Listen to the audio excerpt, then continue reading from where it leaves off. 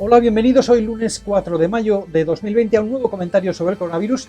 En este caso quiero centrarme en tratar de responder a la pregunta de si el coronavirus se puede considerar un castigo divino. Para que veamos la importancia de esta pregunta, consideremos que el predicador pontificio Rainero Cantalamessa dedicó a ello buena parte de su prédica del Viernes Santo en presencia del Santo Padre.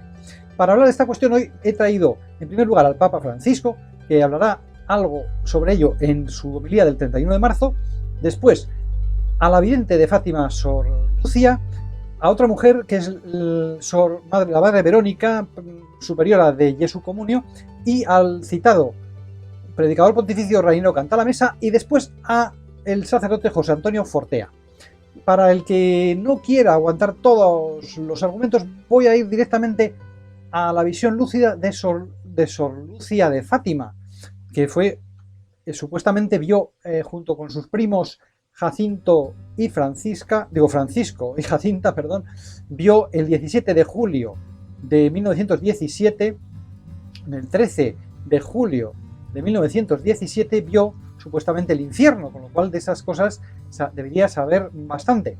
Y veamos lo que ella comenta al hablar en una carta que escribió Juan Pablo II, al Papa Juan Pablo II, le escribió una carta el día 12 de mayo de 1982, el mismo día en que se entrevistó con él, y le dijo lo siguiente en esta carta. Dijo: aunque no constatamos aún la consumación completa del final de esta profecía, vemos que nos encaminamos poco a poco hacia ella a grandes pasos. Se refería a los desastres de que había hablado la Virgen en Fátima. Si no renunciamos al camino del pecado, del odio, de la venganza, de la injusticia, violando los derechos de la persona humana, de inmoralidad y de violencia, etc. Y no digamos que de este modo es Dios que nos castiga. Al contrario, son los hombres que por sí mismos se preparan el castigo. Dios nos advierte con premura y nos llama al buen camino respetando la libertad que nos ha dado. Por eso los hombres son responsables. Libertad y responsabilidad son, por tanto, como se ve, las claves que da Sor Lucía para entender eso que llamamos castigo. Pero sobre el que tenga que ver las catástrofes naturales con esto, escucharemos a estos otros tres personajes. En primer lugar, como he dicho, el Papa Francisco en su homilía del 31 de marzo de 2020. No habló de castigo, pero sí de ira divina, y dio a entender que puede parecer que Dios utiliza el mal de algún modo contra los hombres o contra su pecado. Escuchémosle.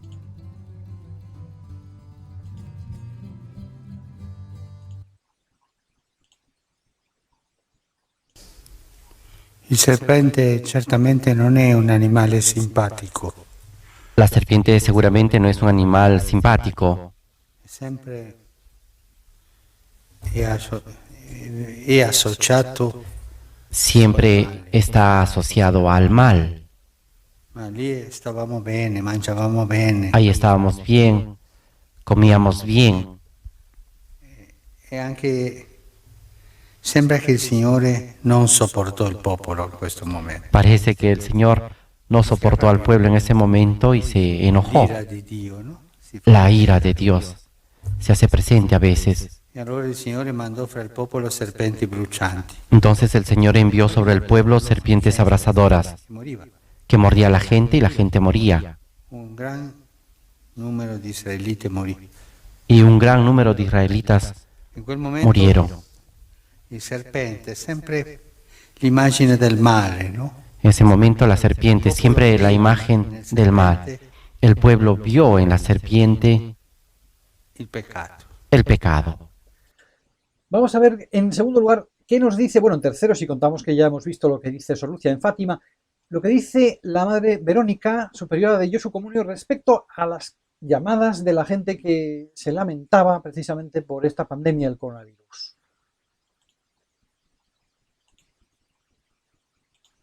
La pregunta del creyente, ¿por qué, Señor? ¿Por qué?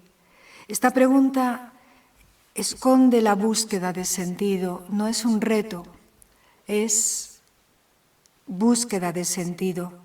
La respuesta solo puede proceder de Dios, que no nos consuela con profundos discursos sobre el mal, sino que se implica en el dolor. Yo estoy con vosotros, yo estoy, no temáis. Entre estas llamadas también percibíamos miradas de poco alcance, con no contagiarme yo ni mi familia, con que todo esto no tire por tierra todos nuestros planes, ya pasará. Cuando el hombre no consigue salir de sí mismo y se repliega, se hace un ovillo y le resulta imposible levantar la mirada de sí, ante la frustración que siente, protesta a veces con agresividad porque percibe que su dolor cae en el vacío. Cristo no es simplemente un mago para nuestros casos de avería, de emergencia o de accidente. Y las quejas heladoras, no cabe tener fe, dicen. ¿Por qué Dios permite tanto sufrimiento si es un Dios bueno y omnipotente? El hombre, en su prepotencia, dice en ocasiones no tener fe, pero en el dolor le pide a Dios explicaciones. Se siente la víctima, sin comprender que en medio del dolor Dios nos está amando porque el verdadero amor corrige, educa, guía. Tantas veces el hombre acusa a Dios en vez de ver su necesidad de conversión. La vida es un don de Dios inmenso, no una prueba imposible a la que Dios nos somete. Y finalmente, las llamadas más sorprendentes y repetidas. Hermanas, alguien tenía que parar la marcha destructiva que llevábamos. El todo vale, todo. Pero la realidad es que no todo vale.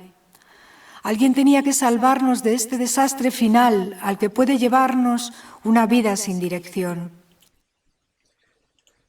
Bien, pues aquí vemos que la Madre Verónica tampoco habla de castigo propiamente, pero sí habla de un amor que corrige y habla de que alguien tenía que poner fin o tenía que parar una marcha destructiva.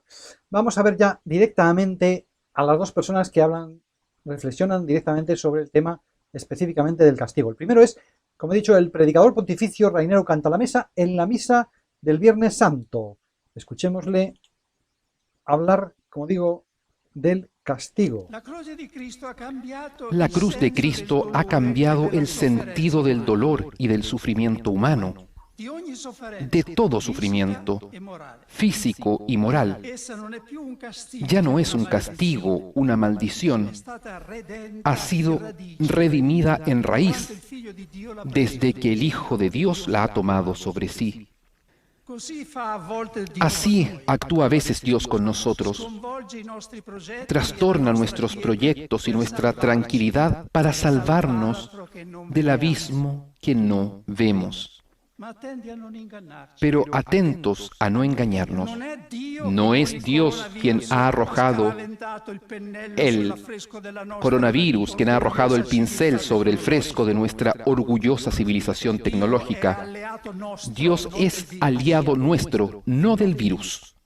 Si estos flagelos fueran castigos de Dios, no se explicaría por qué se abaten igual sobre buenos y malos.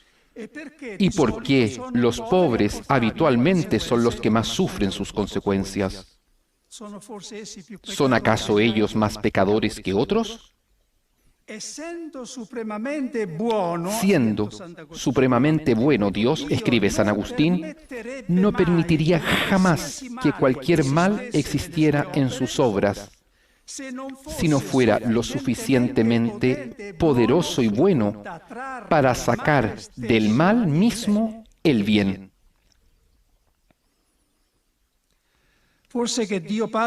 ¿Acaso Dios Padre ha querido la muerte de su Hijo para sacar un bien de ella? No. Simplemente ha permitido que la libertad humana siguiera su curso, haciendo, sin embargo, que sirviera a su plan, no al de los hombres. Esto vale también para los males naturales, como los terremotos y las pestes. Él no los suscita. Él ha dado también a la naturaleza una especie de libertad, cualitativamente diferente, sin duda, de la libertad moral del hombre, pero siempre una forma de libertad. Libertad de evolucionar según sus leyes de desarrollo. No ha creado el mundo como un reloj programado con antelación en cualquier mínimo movimiento suyo. Es lo que algunos llaman la casualidad y que la Biblia, en cambio, llama sabiduría creativa de Dios. Vamos a ver, en quinto y último lugar, por fin, qué dice el padre José Antonio Fortea, que directamente quiere contradecir esta libertad, este concepto de libertad de la naturaleza del que ha hablado Marinero Canta a la Mesa, y sobre todo la negación del castigo. Vamos a ver, pues, como digo, la opinión del padre Fortea.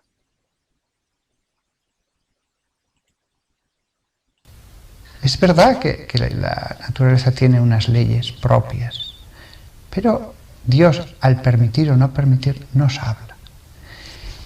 Y pienso que con esta pandemia nos está hablando y que hemos de entenderlo en términos de castigo, porque lo decía San Pablo, Romanos capítulo 1, versículo 18. Porque la ira de Dios es revelada desde el cielo contra toda impiedad e iniquidad de los hombres. La iniquidad, la impiedad, ira de Dios. Sí, podemos hablar de leyes naturales, pero también San Pablo nos habla de la ira de Dios, conectada con la impiedad y la iniquidad. Efesios capítulo 5, versículo 6. Nos dice el apóstol, que ninguno os engañe con palabras vacías, porque por estas cosas la ira de Dios viene sobre los hijos de la desobediencia. Que no me vengan como tantos me han dicho estos días. No, es que eso era en el Antiguo Testamento. No, San Pablo. El Nuevo Testamento. El apóstol del Jesús que habló de la ira de Dios en los evangelios que iba a caer sobre Jerusalén y sobre el mundo. Hay una parte de los evangelios que se llama el pequeño Apocalipsis, en que Jesús advierte de esa ira de Dios. Este tema de por estas cosas viene la ira de Dios es tratado en más pasajes del Nuevo Testamento. 1 Corintios 6, versículo 9 en adelante. ¿No sabéis que los que obran incorrectamente no heredarán el reino de Dios? Hebreos capítulo 2, versículo 2 y 3. Porque si la palabra hablada a través de ángeles probó ser inalterable, y cada transgresión y desobediencia recibió justo castigo, ¿cómo escaparemos si despreciamos tan gran salvación? No hay que esperar al más allá, que yo no he visto el más allá. Yo aquí en la tierra veo que la virtud recibe frutos adecuados a la virtud. Y la transgresión y la desobediencia cosecha los frutos acordes a tanto cuanto se hayan alejado de la ley de Dios. Y la razón que da San Pablo es porque si la palabra hablada a través de ángeles probó ser inalterable, se refería al Antiguo Testamento. ¿Cuántas veces en el Antiguo Testamento los ángeles hablaron a los hombres? Los ángeles hablaron a los profetas, hablaron a Abraham, hablaron a Josué. Tantos momentos en que les advirtieron el mensaje de Dios. Y el mensaje de Dios que se ha probado inalterable, que no cambia, que es el mismo generación tras generación, es que, dice San Pablo, que cada transgresión y desobediencia recibió un justo castigo. Yo mismo lo veo en mi vida. Si yo he transgredido, después, al probar el sabor de los frutos de la transgresión, digo, no valía la pena. No valía la pena. Es amargo el sabor final. Cuanto mayor sea la transgresión, mayor va a ser el castigo. A no ser de que, como la Escritura nos dice, elevemos nuestras manos, pidamos con humildad, como el hombre de la parábola de los 10.000 talentos. Y, como dice la parábola, y tuvo pena. Y seamos perdonados. Esto puede suceder con la persona o con la sociedad o con una familia. He visto familias enteras caer por el precipicio del alejamiento de Dios, del pecado. Lo he visto. Y sus frutos. Frutos que podemos llamarlo de justo castigo, como dice el apóstol San Pablo. Os he dicho 1000 veces, no vayáis por ese camino. Habéis perseverado. Ahora recibís el justo castigo, es decir, los frutos de vuestras acciones.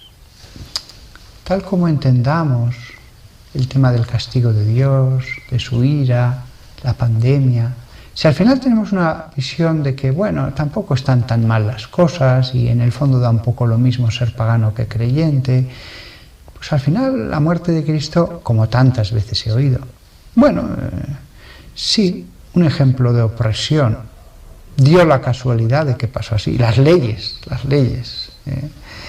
que obran por sí mismas, no, todo estaba escrito, todo estaba decretado, lo que Dios quería y lo que Dios iba a permitir. Dios permitió el pecado, pero quiso que Jesús nos purificara a través del amor que implica ese sufrimiento. Bien, pues hasta aquí el padre Fortea.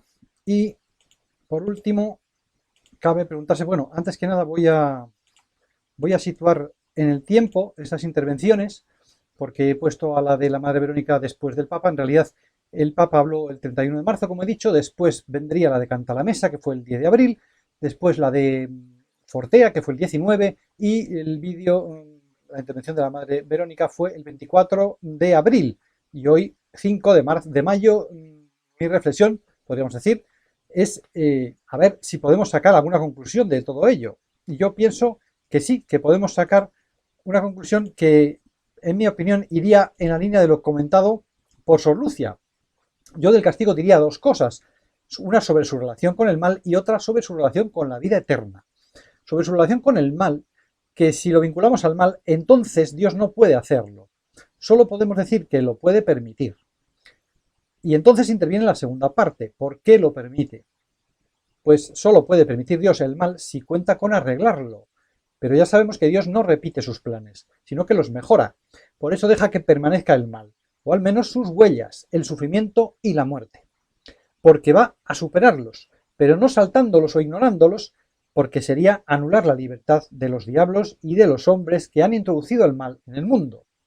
Y cuando hablamos de esa solución, sabemos que solo habrá solución definitiva al final del mundo, cuando Dios anule, entonces sí, definitivamente, la presencia del mal para los buenos.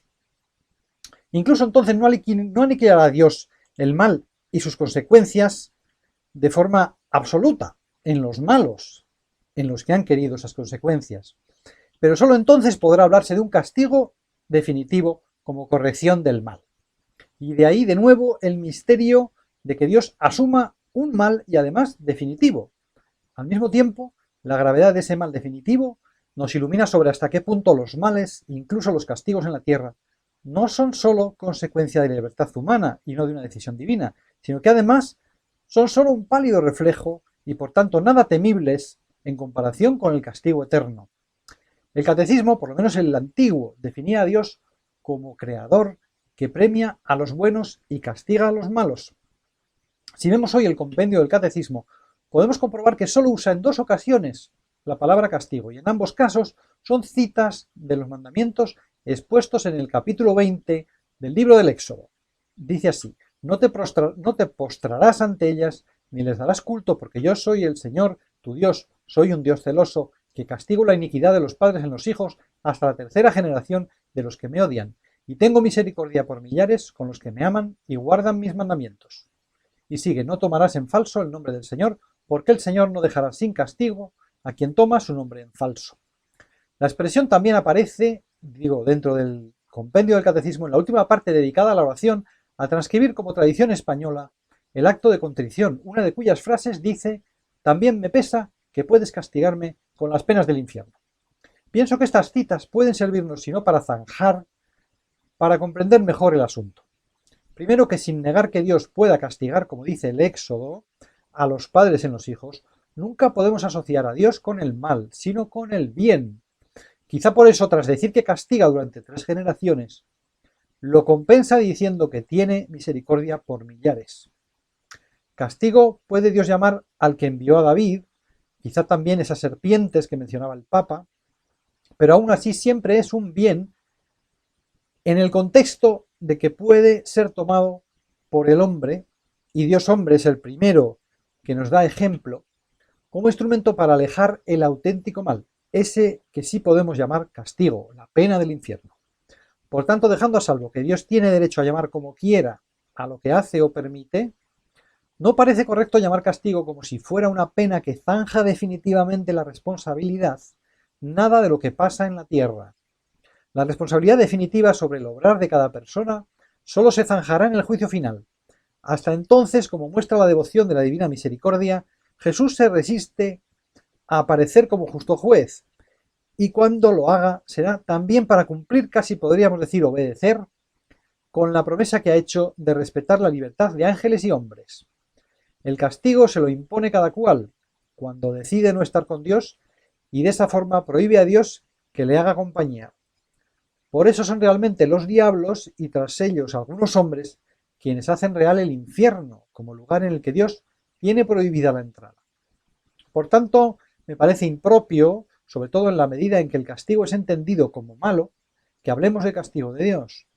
Ahora bien, es cierto que nuestra sociedad debería hacérselo mirar, y puede que esta situación dolorosa nos ayude en ello, porque ha confundido el bien con el placer y la falta de esfuerzo, y en ese sentido considerar malo todo lo que no satisface nuestro capricho no parece el mejor de las vías.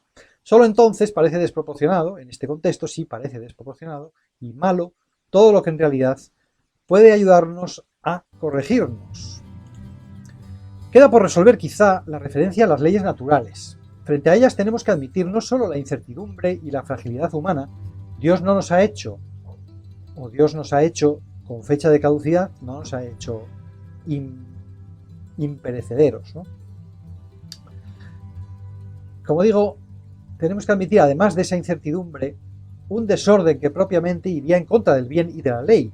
La ignorancia humana de las leyes de la naturaleza puede verse como natural, como imperfección, pero sin duda puede verse agravada, como sucede hoy día, no solo por la contaminación, etcétera, sino por la manipulación genética de virus, etcétera.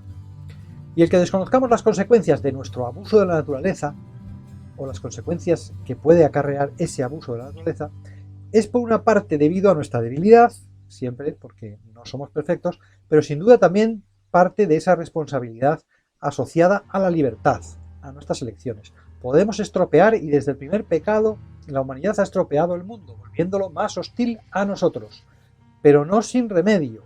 El mismo Dios cuenta con que nuestro trabajo pueda reparar parte del mal y perfeccionar el mundo, y por otra parte también Él repara el resto con su gracia. En todo caso, de nuevo, me parece muy inconveniente usar aquí la palabra castigo si esta va asociada a la responsabilidad personal. No se pone enferma una persona por un pecado, aunque es cierto que la enfermedad es parte del mal causado por el pecado, pero para la que Dios da, desde el mismo momento en que sucede el pecado, remedio al prometer que la descendencia del hombre pecador, gracias a Cristo, podrá aplastar la cabeza de la serpiente. A última hora, más que el hecho de ver a Dios como malo, que sin duda influyó en personas notables como Lutero, pienso que el peligro que tiene hablar del castigo es mermar la aceptación y ejercicio de la libertad y de la responsabilidad. En ese sentido, esta cuestión se parece a la irresoluble polémica de los auxilios, que el Papa tuvo que zanjar prohibiendo que se hablara de ella, por las energías inútiles que se gastaron discutiendo sobre si el hombre es libre o deja de ser libre porque está predestinado, porque Dios le conoce su destino eterno. En efecto, estas preguntas no vienen a ser más que una teoría de la conspiración, por la que dejamos de hacer el bien que podemos tendiendo al desánimo. Y lo relacionaría incluso con la polémica que llevó en algunos países a cambiar la penúltima frase del Padre Nuestro, que en castellano seguimos diciendo "y no nos dejes caer en la tentación". Tanto en francés como, según me parece, en italiano, han suprimido la traducción exacta del latín "et ne nos inducas in tentationem", que significa "no nos induzcas, no nos pongas, no nos metas o introduzcas en la tentación". Por la misma fórmula española, "no nos dejes caer". ¿Quién nos tienta, Dios o el diablo? En el fondo, esa pregunta puede llevar a no tomar la vida como algo bueno. ¿Es la vida una tentación? Dios no puede ser el origen del mal, por lo que durante mucho tiempo se pensó que la tentación en sí no sería mala si Dios la causaba, y que por eso se decía que Dios nos tienta, o con terminología más dulce, nos pone a prueba. Si poder hacer el mal fuera en sí malo, Dios habría sido malo al crear al hombre capaz de hacer el mal. Como se ve, insisto, aquí rozamos la polémica de los auxilios, no por negar la libertad, sino por negar que sea buena. Al final, aunque dado argumentos sobre este tema, pienso que dejando aparte lo dicho por los varones que he citado, ¿verdad?, Cantalamessa y Fortea, tengo que dar la razón a las dos mujeres que han intervenido. A la primera, Sor Lucia, porque el mal y el castigo que le corresponde al hombre son producto del pecado en el que Dios no tiene ninguna parte, no interviene. Y a la segunda mujer que ha intervenido, la Madre Verónica, porque la respuesta de Dios no son disquisiciones, sino hacernos compañía para mostrarnos que está de nuestro lado, para que superemos con él el mal, es decir, que no nos dejará caer en la tentación, pero sobre todo que no debemos obsesionarnos pensando si la tentación es mala o no, si seremos o no capaces de superarla, ya que este miedo es paralizante, pues solo eso es un mal, solo es la tentación, todo mal de la tierra solo es un mal relativo, es poco en comparación con el mal verdadero, pero que también está relacionado con él, porque si en la tentación no sabemos confiar en Dios, entonces sí corremos el riesgo de que Dios no pueda ayudarnos a que se cumpla la última frase del Padre Nuestro, y líbranos del mal. No es pues una repetición inútil la del Padre Nuestro, la tentación no es el mal definitivo, es ciertamente un mal en cuyo origen Dios no ha tenido nada que ver, pero que Dios tolera para ayudarnos a que no caigamos en él, y así pueda librarnos del mal definitivo. Mi conclusión es, por lo tanto, que usemos o no la palabra castigo, admitamos o no que Dios nos pone a prueba, estrictamente hablando no, solo tolera la tentación, tengamos cuidado ante todo de confiar más y más en la gracia de Dios y en no ver a Dios como un enemigo de nuestra libertad. Y por último, a modo de zanjar la cuestión con más datos, pues para quien quiera seguir examinando esta cuestión mencionaré que el Catecismo de la Iglesia Católica, la versión amplia, en concreto la de 1997, no el compendio, habla 13 veces de castigo, y lo cito apuntando solo que, como se verá, en su sentido estricto se reserva a la suerte de los eternamente condenados, es decir, a ese mal real, y es el único mal. En el artículo 211, el nombre divino yo soy, o él es, expresa la fidelidad de Dios, que a pesar de la infidelidad del pecado de los hombres y del castigo que merece, mantiene su amor por 1000 generaciones, una vez más la cita del Éxodo 34. Artículo 1031. La Iglesia llama purgatorio a esta purificación final de los elegidos, que es completamente distinta del castigo de los condenados. Es decir, si el purgatorio no es un castigo, nada en la tierra es un castigo, porque en la tierra nada es más doloroso que el purgatorio. Vamos con el artículo 1038, cita bíblica. E irán estos a un castigo eterno y los justos a una vida eterna. Son palabras de Jesucristo en San Mateo 25. Artículo 1385. Quien come y bebe sin discernir el cuerpo, come y bebe su propio castigo. Es San Pablo hablando sí del castigo eterno en 1 Corintios 11. Artículo 1964. El temor del castigo y ciertas promesas temporales han sido necesarias, incluso bajo la nueva alianza. Es una cita de Santo Tomás de Aquino, la Suma de Teología. El artículo 2061. Una cita de Orígenes. Como había habido en castigo del pecado, paso del paraíso de la libertad a la servidumbre de este mundo, por eso termina la cita. Y por último, el artículo 2090, donde habla de la esperanza y la define, o habla de ella diciendo que es también el temor de ofender el amor de Dios y de provocar su castigo. Pues nada más, con estas citas del Catecismo termino este pequeño programa que espero les haya ayudado a comprender si podemos hablar o no de castigo en el caso del coronavirus. Muchas gracias y hasta la próxima.